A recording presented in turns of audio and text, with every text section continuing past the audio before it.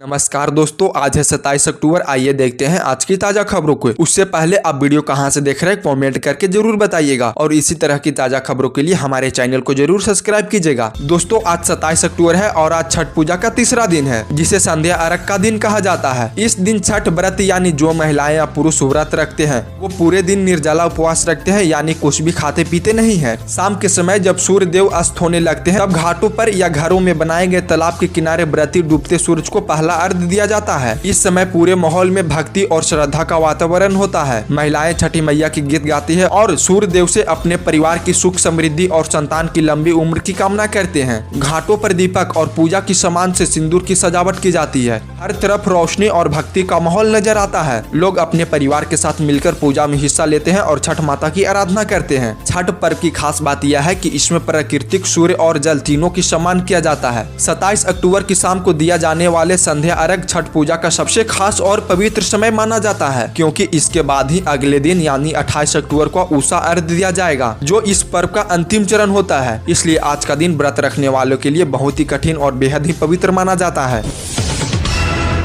बंगाल की खाड़ी में आज एक नया चक्रवात बन रहा है, जिसका नाम मोंथा रखा गया है। मौसम विभाग ने बताया है कि यह चक्रवात धीरे धीरे ताकत पकड़ रहा है और अगले कुछ दिनों में इसका असर उड़ीसा, पश्चिम बंगाल और आंध्र प्रदेश, तमिलनाडु में भारी बारिश की संभावना है। समुद्र में ऊंची लहरें उठने लगेंगे और मछुआरों को समुद्र में ना जाने की सलाह दी गई है। विभाग ने चेतावनी दी है कि यह चक्रवात 48 घंटे के अंदर और तेज हो सकता है और इसका असर देश के पूर्वी तटीय इलाकों पर पड़ेगा। मौसम विशेषज्ञों का कहना है कि चक्रवात मोंथा का रुख उत्तर पश्चिम की ओर रहेगा और अगर इसकी दिशा नहीं बदली तो यह उड़ीसा या पश्चिम बंगाल की तटीय हिस्सा से टकरा सकता है। सरकार ने तटीय इलाकों में अलर्ट जारी कर दिया है। राहत दलों को तैयार करने का भी आदेश दिया गया है और प्रशासन ने पहले से ही लोगों को सुरक्षित जगह पर पहुंचाने की तैयारी शुरू कर दी है। इस बीच बंगाल की खाड़ी के आसपास इलाकों में मौसम में बदलाव दिखने लगा है। हवा की गति बढ़ गई है और आकाश में बादल छा रहे हैं। वैज्ञानिकों ने बताया है कि यह अक्टूबर का तीसरा बड़ा मौसमी सिस्टम है जो चक्रवात का रूप ले रहा है। अगर यह और मजबूत होता गया तो अगले कुछ दिनों में इसके कारण कई राज्यों में भारी बारिश, तेज हवा चलने की संभावना है। और वही देखिए, उत्तराखंड सरकार ने फैसला लिया है कि अब दूसरे राज्यों से आने वाली वाहनों से ग्रीन टैक्स लिया जाएगा। ये टैक्स दिसंबर से लागू होगा और इसका मकसद राज्य में बढ़ते प्रदूषण को कम करना है और पर्यावरण को बचाना है। दूसरे राज्य से आने वाले गाड़ियों की पहचान राज्य की सीमा पर लगे कैमरे से होगी और सीधा टैक्स उनके फास्टैग या वॉलेट से काटा जाएगा। टैक्स की दर वाहनों की प्रकार के हिसाब से अलग होगी, जैसे छोटी कार के लिए 80 रुपया और बसों के लिए लगभग 140 रुपया और बड़े ट्रक के लिए 120 रुपया से 700 रुपये तक। राज्य की गाड़ियां, सरकारी वाहन, दोपहिया वाहन और कुछ विशेष सेवा वाली वाहन इस टैक्स से मुक्त रहेंगे। इस कदम में उत्तराखंड में हवा साफ करने और प्रदूषण को कम करने में मदद मिलेगा।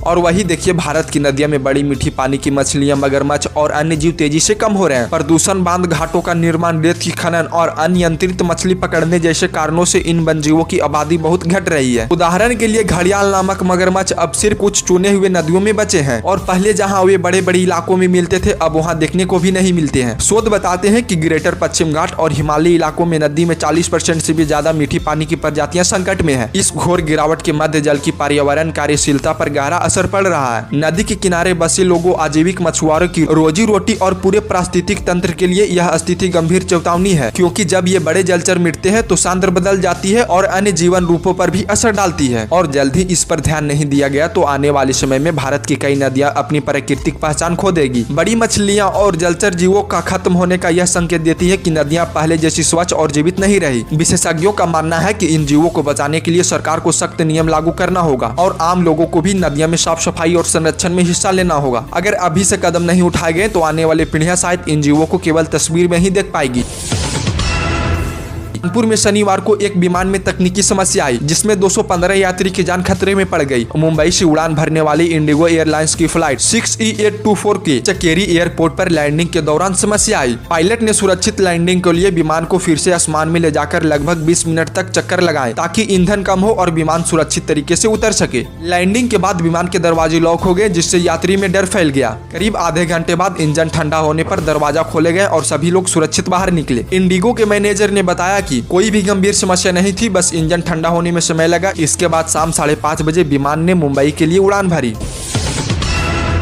भारत के तिरछुल सैन्य अभ्यास से पाकिस्तान में खलबली मच गई है। भारत और पाकिस्तान की सीमा पर भारत ने एक बड़ा सैन्य अभ्यास शुरू किया है जिसे त्रिशूल अभ्यास कहा जा रहा है। यह अभ्यास 30 अक्टूबर से 10 नवंबर तक गुजरात के सर्किट इलाकों में तीनों सेनाओं यानी सेना, नौसेना और वायुसेना के जवान को साथ किया जाएगा। इस अभ्यास में लगभग 30,000 सैनिक हिस्सा लेंगे और इसका दायरा 28,000 फीट तक होगा। भारत की इस तैयारी को देखते हुए पाकिस्तान ने अपने हवाई मार्ग को 28 और 29 अक्टूबर के लिए बंद कर दिया है। इसका मकसद अपने नागरिकों को हवाई जहाज की सुरक्षित और सुनिश्चित बताया जा रहा है। रक्षा मंत्री राजनाथ सिंह ने पहले ही कहा था कि यदि पाकिस्तान ने सर्किट के इलाके में कोई भी हरकत करेगा तो भारत का जवाब ऐसा होगा कि जो इतिहास और भूगोल दोनों बदल देगा। इस बयान के बाद पाकिस्तान ने एहतियातन अपने हवाई मार्ग को बंद करने का निर्णय लिया है। इस अभ्यास का मकसद है भारतीय सैनिक की तैयारी को मजबूत करना, सीमा पर चौकसी बढ़ाना और किसी भी अप्रत्याशित स्थिति का सामना करने के लिए तैयार रहना। यह अभ्यास न केवल सैनिक की ताकत और रणनीति दिखाएगी बल्कि पाकिस्तान को भी संकेत देता है कि भारत अपनी सुरक्षा और सीमाओं पर प्रति गंभीर है।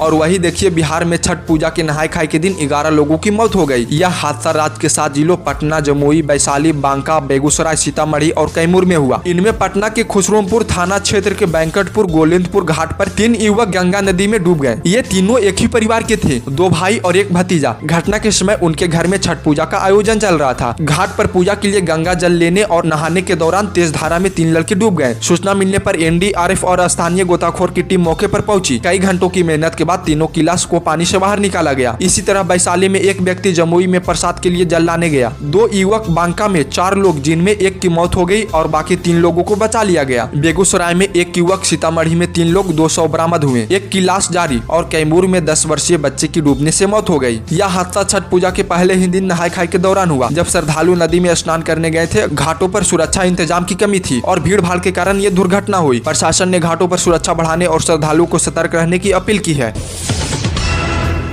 भारत और अमेरिका के बीच व्यापार को लेकर खलबली मच गई है। प्रधानमंत्री नरेंद्र मोदी ने अमेरिका के पूर्व राष्ट्रपति डोनाल्ड ट्रंप से मुलाकात की और दोनों नेताओं ने व्यापार, निवेश और आर्थिक सहयोग के मुद्दे पर विस्तार से चर्चा की। इस बैठक में यह तय हुआ कि भारत और अमेरिका तकनीकी, ऊर्जा और कृषि क्षेत्र में और गहरा सहयोग करेंगे ताकि दोनों देशों के नागरिकों और उद्योग को फायदा मिल सके। मोदी ने कहा कि भारत अमेरिका के साथ अपने व्यापारिक रिश्ते को और मजबूत बनाना चाहता है और अमेरिका निवेश को भारत के विभिन्न क्षेत्रों में लाने के लिए तैयार है। अमेरिका पक्ष ने भी भरोसा दिया है कि वो भारत को नई परियोजनाओं और निवेश को आगे बढ़ाएगा। विशेषज्ञों का कहना है कि इस बैठक का असर आग की तरह फैल सकता है और आने वाले समय में रोजगार के लिए नए अवसर पैदा होंगे। बैठक के दौरान दक्षिण पूर्व एशिया और एशियन क्षेत्र में आर्थिक विकास और व्यापारिक साझेदारी पर भी चर्चा हुई। बैठक के बाद दोनों देशों ने संयुक्त बयान जारी किया और कहा कि वो हर स्तर पर सहयोग बढ़ाएंगे। इस कदम से भारत और अमेरिका के बीच लंबे समय से चल रही आर्थिक और व्यापारिक रिश्ते में भी नई ऊर्जा आने वाली है।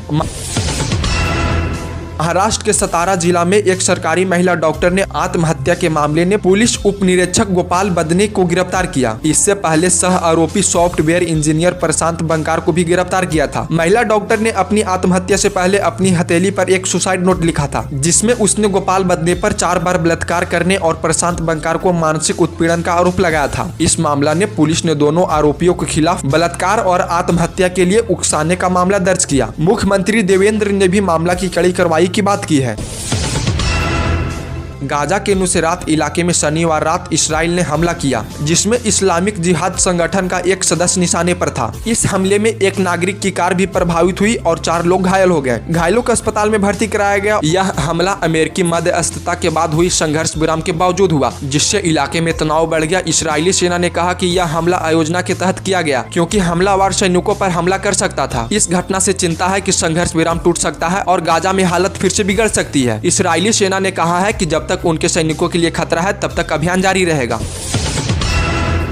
मध्य प्रदेश में मौसम ने फिर से करवट ली है। बंगाल की खाड़ी में बने गए नए सिस्टम के कारण प्रदेश के कई हिस्सों में बारिश का दौर शुरू हो गया है। मौसम विभाग के अनुसार अगले कुछ दिनों में यह असर और बढ़ेगा। बंडवानी, झाबुआ और अलीराजपुर में भारी बारिश होने की संभावना है, जबकि इंदौर, उज्जैन और 24 जिलों में हल्की बारिश और बादल के छाए रहने की संभावना है। राजधानी भोपाल में भी रिमझिम बारिश जारी है और कई इलाकों में सड़कें से पानी भर गई है। मौसम विज्ञान केंद्र ने बताया है कि अगले 24 घंटा में इन जिलों में 2.5 से 4.5 इंच तक बारिश हो सकती है। मौसम विभाग ने 27 से 29 अक्टूबर तक बारिश, गरज चमक और आंधी अलर्ट जारी किया है, जिसका सबसे अधिक असर भोपाल, इंदौर, उज्जैन, नर्मदापुर और जबलपुर संभाग में देखने को मिलेगा। हालांकि मौसम विदा हो चुका है, लेकिन अक्टूबर के आखिरी सप्ताह में बारिश का सिलसिला अभी भी जारी है। पिछले कुछ दिनों में अधिकतम और न्यूनतम तापमान में गिरावट दर्ज की गई है और बारिश के बाद दिन की तापमान भी नीचे आया है। इस साल मध्य प्रदेश में सामान्य से ज्यादा बारिश हुई है, जिससे जल भंडारण और पेयजल की स्थिति बेहतर हुई है। मौसम विभाग ने लोगों को सतर्क रहने और भारी बारिश वाले इलाकों में सावधानी बरतने की सलाह दी है।